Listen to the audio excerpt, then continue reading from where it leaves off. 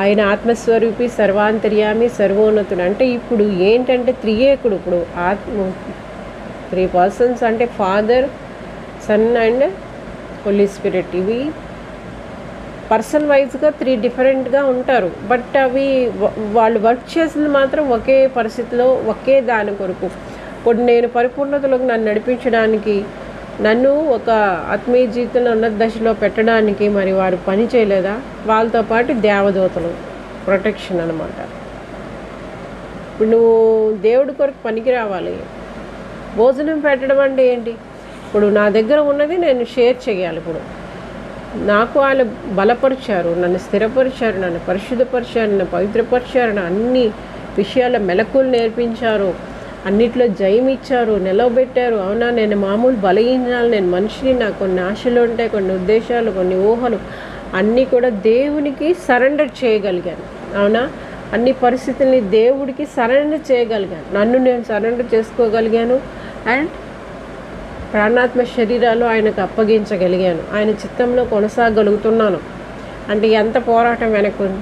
నన్ను జయశీలుగా నిలబెట్టినారు, నాకు చాలా ఆహారం పెట్టారు, వాళ్ళు చాలా ఎక్స్పీరియన్సెస్ నడిపించారు. ఈరోజు నేను మీకు పెట్టాలి.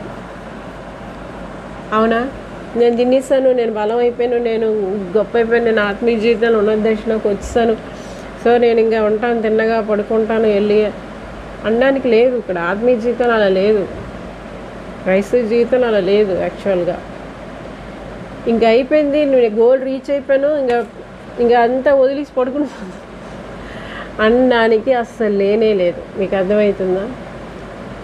మన గోల్ ఎప్పుడు రీచ్ అవుతాం? మనం వెళ్ళి తండ్రి దగ్గర యుగయుగాలు మనం వెళ్ళేదాకా, తండ్రి దగ్గరికి వెళ్ళే వరకు, అంటే యుగయుగాలు ఆయనతో కూడా ఉండేదాకా కూడా మనం ఏమవుతుంది? ఇక్కడ పని చెయ్యాలా, ఖచ్చితంగా మనం మెలకువ కలిగి ఉండాలా.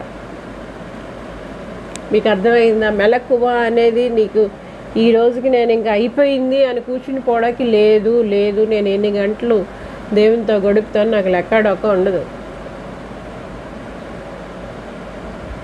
నేను లెక్క పెట్టడం మానేశాను. ఒకప్పుడు లెక్క పెట్టుకునేదాన్ని, గంట చేయాలి, 2 గంటలు చేయాలి, 3 గంటలు చేయాలి, 8 గంటలు చేయాలి, 14. ఇప్పుడు ఎంత గడిపినా నాకు చాలదు. నాతో కూడా ఉండేవి కూడా హెల్దీ బాడీసే కనుక నేను అంత ఆదమర్పుగా ఉండలేను.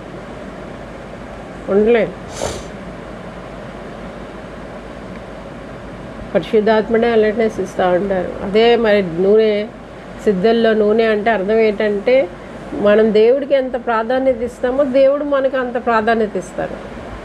మన జీవితాల్లో దేవుడికి మనం ఎంత ఎక్కువ ప్రాధాన్యత ఇస్తున్నామో దేవుడు మనకి అంత ప్రాధాన్యత ఇస్తారు. అంతే కదా? మత్సరపడినంతగా ఆత్మ అపేక్షించినా మత్సరపడినంతగా ఆత్మ అపేక్షిస్తారు.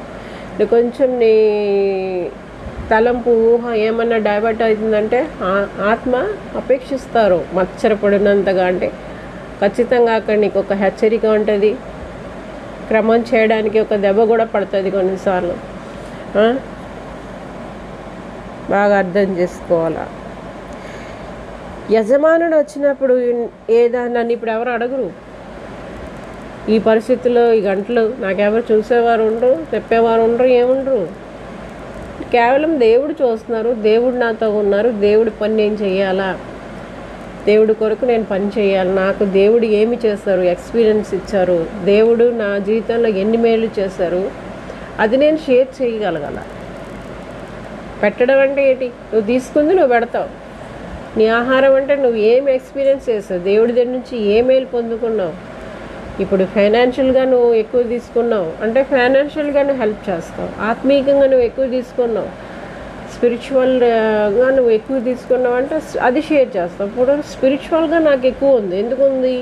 నేను వాళ్ళతోనే గడిపాను కనుక, దేవుడితోనే గడిపాను కనుక, ఎక్కువ సమయం దేవుడితోనే ఉన్నాను కనుక నేను షేర్ చేస్తాను నా ఎక్స్పీరియన్స్. అవునా కదా? మరి పెట్టాలి. నేను నాకున్నది నేను దాచుకోవడానికి లేదు, నేను పెట్టాలి ఖచ్చితంగా.